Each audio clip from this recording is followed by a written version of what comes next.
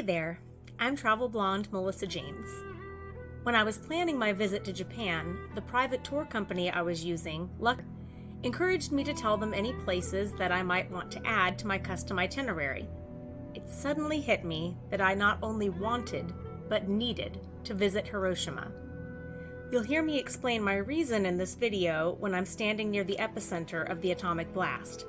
But my guides also took me to the beautiful nearby island of Miyajima during this day trip. Arriving in Hiroshima, it was hard to imagine this modern, thriving city as the site of death and destruction. But as we got closer to the Peace Park, the memorials began popping up. This one is dedicated to the more than 6,000 students, barely over age 12, who died in the bomb because the government had conscripted them to do demolition work in the area. Students around this same age were here on field trips, relaxed and laughing, which was both happy and sad to see. In their youth, they just aren't able yet to grasp the gravity of this historical event. Adults like me came here in sorrow and horror, and many still leave flowers, gifts, and water bottles, because the dying burn victims begged over and over for water, water, water, which they were denied because it would put their body into shock and kill them faster. The Peace Park was large and clean and still, like a graveyard, despite the crowds of people visiting. And then I reached the most famous remnant of Hiroshima. Okay, so I'm standing here in front of what's known as the A-Bomb Dome.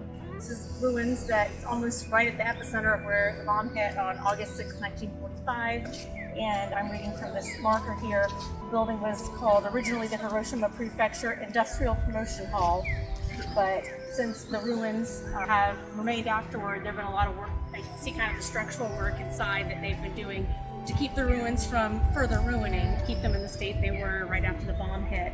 So it looks like, based on what I'm reading here, that's been an ongoing project. And for me, standing in this spot is really significant. I just always felt a strong connection to the atomic bomb story. My step-grandfather was one of the many patent holders in the Manhattan Project, and step-grandfather, but I used my grandfather since I was 7, so I feel strongly connected to him, and he lived to be over 100.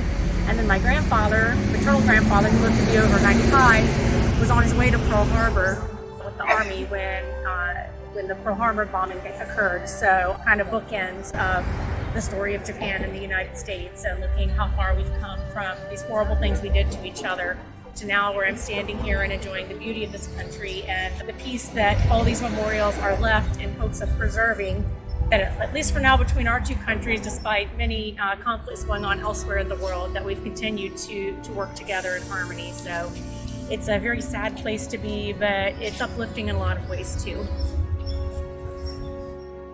The flame of peace burns here always.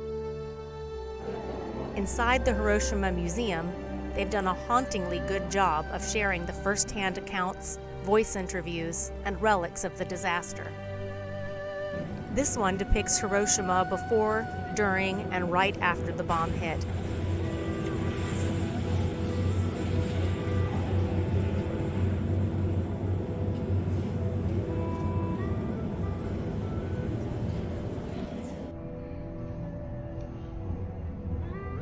These were school uniforms left behind or cut away from the junior high students who died in the blast. This famous step is permanently marked by the shadow of the person who died sitting there when the bomb went off.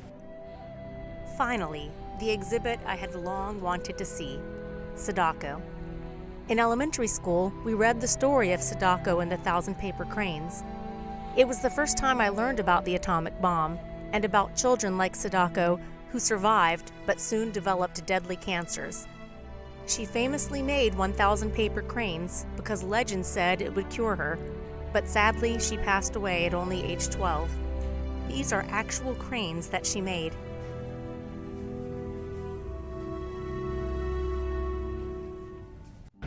After the depressing sights of Hiroshima, it was nice to take a boat ride out to cheerful Miyajima, a resort island nearby. Its best-known landmark is the Isukushima Shrine, a holy Shinto structure that appears to be floating on the water. In fact, Its famous red Torii Gate is actually located out away from shore.